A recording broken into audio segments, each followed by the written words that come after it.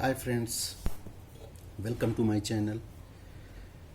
आज के समय में जब हम कॉमर्स की स्टडी करते हैं तो कुछ पॉइंट्स ऐसे होते हैं जिस पे कि हमें बहुत ज़्यादा प्रॉब्लम होती है अंडरस्टैंड करने में, या हम कोचिंग ले रहे हों या कहीं भी पढ़ रहे हों तो कुछ कुछ पॉइंट्स ऐसे होते हैं जिस पे कि हमें काफ़ी दिक्कत होती है।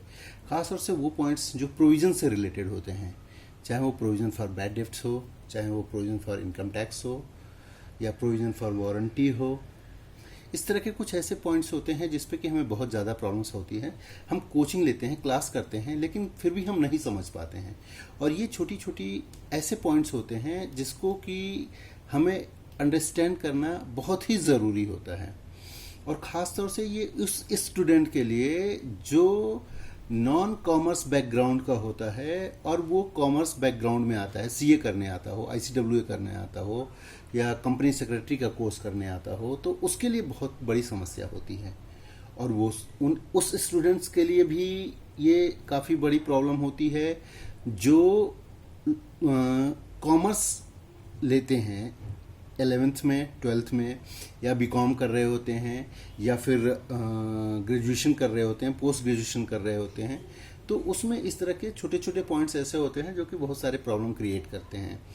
तो आज मैं आपको बताऊंगा कि हम प्रोविज़न, इतने सारे प्रोविजंस में से आज मैं आपको बताऊंगा कि प्रोविज़न फॉर बैड डेट्स की हम कैसे अकाउंटिंग एंट्री करें, हम उस पर कैसे डुअल इम्पैक्ट डालें, कैसे डबल एंट्री सिस्टम में उसका इम्पैक्ट डालें, ताकि वो अब पीएनएल में भी अपनी सही जगह पे जाए और बैलेंस शीट में भी अपनी सही जगह पे जाए। जैसा कि सबको पता होगा कि कोई भी एंट्री जब हम करते हैं तो उस डबल अकाउंटिंग सिस्टम के पे बेस्ड होता है। एक इम्पैक्ट एक जगह पड़ता है तो उसका दूसरा इम्पैक्ट दूसरी जगह पड़ना जरूरी होता है। जब तक एक जगह डेबिट होगा, दूसरी जगह क्रेडिट होगा, जब तक दोनों सही इम्पैक्ट, दोनों सही अपनी जगह पे नहीं जाएंगे, तब तक हम सही नहीं होंगे। इसलिए ज़रूरी है ये समझना कि उसका इम्पैक्ट कैसे देना है हमें। और मैं अपने चैनल्स में और भी बहुत सारी चीज़ें बताऊंगा, जैसे कि प्रोविज़न फॉर वारंटी हम कैसे बनाते हैं, और प्रोविज़न फॉर इनकम टैक्स के बारे में भी मैं आपको बताऊंगा कि कैसे बनाते हैं। लेकिन सबसे पहले आज जो मैं आपको बताऊंगा वो बताऊंगा कि प्रोविज़न फॉर बैड डेब्ट्स की एंट्री हम बुक्स में कैसे करते हैं, या एक टैली में उसकी एंट्री हम कैसे डालते हैं। सबसे पहले मैं आपको ये बता दूं कि प्रोविज़न फॉर बैड डेब्ट्स हम बनाते क्यों हैं। एक एंटरप्रेन्योर जो होता है, एक बिजनेसमैन होता है, जब वो कोई सेल करता है तो सेल्स के अगेंस्ट उसके डेटर खड़े होते हैं। जब डेटर्स खड़े होते हैं वो डेटर्स रियलाइज भी होना होता है। जब डेटर्स के रियलाइज होने के चांसेस कम होने लगते हैं, या एंटरप्रेन्योर को या एक बिजनेसमैन को जब ये रियलाइज होता है कि इस डेटर से हमें पैसे नहीं आएंगे या एक फिक्स परसेंटेज जो है नहीं आएंगे, उस समय हमें प्रोविज़न फॉर बैड डेट्स बनाना बहुत ही ज़रूरी हो जाता है। क्योंकि अगर समय पे हम प्रोविज़न फॉर बैड डेट्स की एंट्री कर लेंगे तो ही हमारी बुक्स में सही प्रॉफिट रिफ्लेक्ट होगा।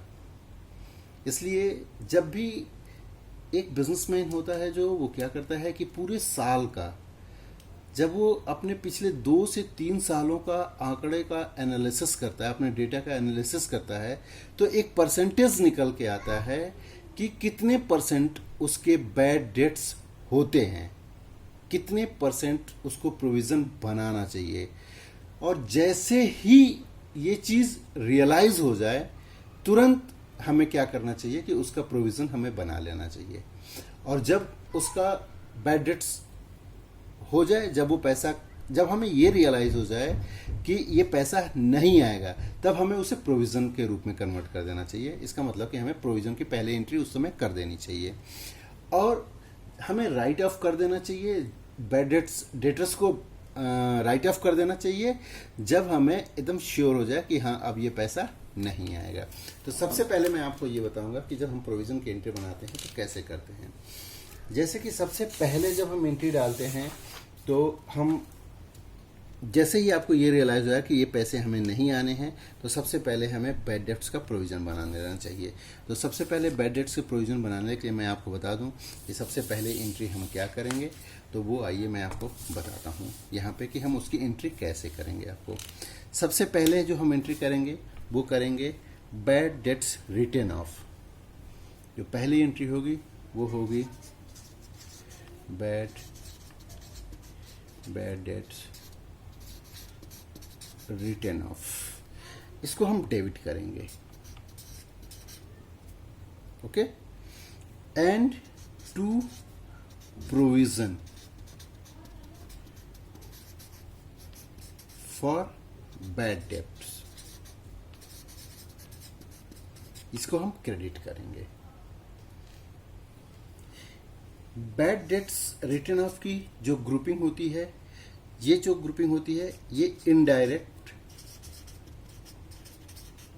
एक्सपेंस की ग्रुपिंग होती है। हम जैसे ही ये एंट्री डालेंगे इसका इम्पैक्ट सीधे आपके प्रॉफिट एंड लॉस अकाउंट पे पड़ेगा। इसका मतलब हुआ कि ये प्रॉफिट एंड लॉस अकाउंट में ये रिफ्लेक्ट होगा।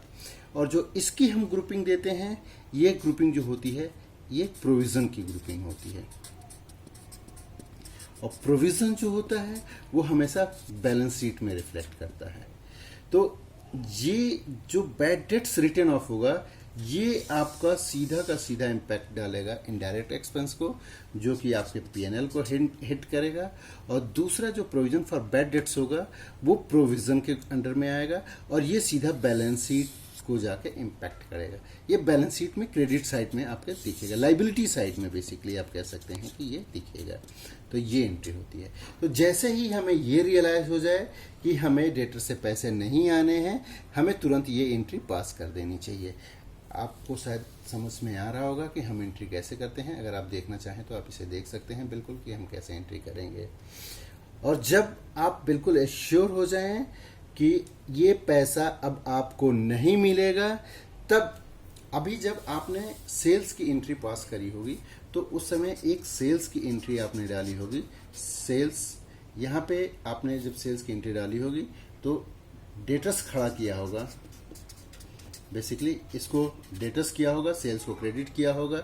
ये आपके क्रेडिट साइड का आइटम है जो कि पीएनएल का आइटम है, और ये आपके बैलेंस शीट का आइटम है। ये डेटर्स आपके बैलेंस शीट में डेबिट साइड में रिफ्लेक्ट कर रहा होगा। अब हमें इसे खत्म करना है। ये डेबिट साइड में रिफ्लेक्ट कर रहा होगा, डेटर्स रिफ्लेक्ट कर रहा हो, तो इसको खत्म करने के लिए हमें हमेशा क्रेडिट करना पड़ेगा इसको। तो अब इसके लिए हमें क्या करना पड़ेगा, हमने प्रोविज़न पहले ही बना रखा है, provision for bad dates. PNL में इम्पैक्ट आ चुका है। अब प्रोविज़न फॉर बैड डेट्स ये लाइबिलिटी में खड़ी होगी। जब हम कोई भी बैलेंस शीट बनाते हैं, कुछ भी करते हैं, तो एक अगर हम बैलेंस शीट को ड्रॉ करें, अगर हम समझें तो क्या होता है, ये देखिए इधर प्रोविज़न होता है और इधर डेटर्स होता है। अगर हमें इधर से कम करना होगा तो इधर से भी किसी न किसी चीज़ को कम करना भी होगा। ये क्रेडिट साइड है, ये डेबिट साइड है, ये लाइबिलिटी है और ये आपका एसेट्स है।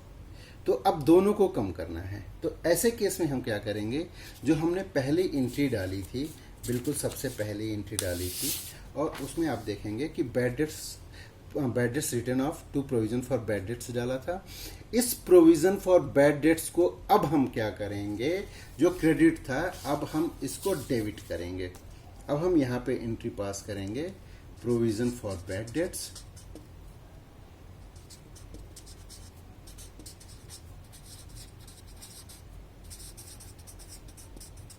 इसको हम डेबिट करेंगे। ये यहाँ पे क्रेडिट था, पहले आपने देखा होगा कि ये यहाँ पे क्रेडिट है, अब ये यहाँ पे डेबिट हो जाएगा, तो ये नलीफाई हो जाएगा। और क्रेडिट करेंगे डेटर्स को। जो डेटर्स हमारा बैलेंस शीट में खड़ा था एसेट्स बन के कि हमें पैसा रियलाइज होना है, जो एसेट साइड में खड़ा था हमारा कि पैसा हमारा रियलाइज होना है, चूँकि अब ये पैसा रियलाइज नहीं होगा तो हमें किसी न किसी तरीके से इसे राइट ऑफ करना था। तो हमने प्रोविज़न फॉर बैड डेट से इस डेटर्स को राइट ऑफ कर दिया। अब ये क्रेडिट साइड, इसको हमने क्रेडिट कर दिया, तो पूरी से तरह से ये डेटर्स हमारी बुक से राइट ऑफ हो गया। इस तरह से हम क्या करते हैं कि अपनी बुक्स में एंट्री पास करते हैं। तो आप देखेंगे जैसे ही कि एक दो एंट्री ऐसी है जो कि आपको बिल्कुल समझने लायक है कि हम प्रोविज़न फॉर बैड डेट्स में कैसे एंट्री डालते हैं। तो पहली एंट्री है आपकी ये जो हम बनाते हैं पहली बार जब हम प्रोविज़न बनाते हैं, और दूसरी टाइम में है जब हम इसको राइट ऑफ करते हैं डेटर्स को। तो ये दोनों एंट्री आपको डालनी है। ये दोनों एंट्री आप बिल्कुल याद रखिए। आपको जब भी प्रोविज़न फॉर बैड डेट्स की एंट्री बनानी हो, आप इस दोनों एंट्री को याद रखें। आप ज़िंदगी में कभी भी प्रोविज़न फॉर बैड डेट्स की एंट्री नहीं भूलेंगे। दोस्तों, अगर मेरा बताया हुआ, मेरा सिखाया हुआ ये प्रोविज़न फॉर बैड डेट्स अगर आपको पसंद आया हो तो आप मेरे चैनल को ज़रूर लाइक करिए और सब्सक्राइब करिए। इसके अलावा अगर आपको और भी कुछ पॉइंट समझने हैं जो कि आपको जानना चाहते हैं, जो आप समझना चाहते हैं, अगर आपको समझने में प्रॉब्लम हो रही है तो आप हमें कमेंट में लिखिए, आप हमें लिखिए, हम ज़रूर आपको उस टॉपिक पे एक्सप्लेन करेंगे। और इसके अलावा मैं आपको दोस्तों बता दूं कि अभी सीए का सिलेबस चेंज हुआ है। फाउंडेशन में और भी बहुत सारी चीज़ें आ गई हैं, स्टैटिस्टिक्स आ गई हैं, उसमें रिग्रेशन है और भी अलग अलग चीज़ें हैं, और इकोनॉमिक्स आ गया है, डिमांड एंड सप्लाई। तो मैं अलग अलग टाइम पे अलग अलग टॉपिक लेके आप लोगों के सामने आता रहूँगा, और वो भी टॉपिक लेके आऊँगा जो आप हमसे जानना चाहते हैं। अगर कोई ऐसा टॉपिक है जो आप हमसे समझना चाहते हैं, जो हमसे सीखना चाहते हैं, तो आप हमें कमेंट में डालिए, हम आपको ज़रूर बताएंगे। Thank you.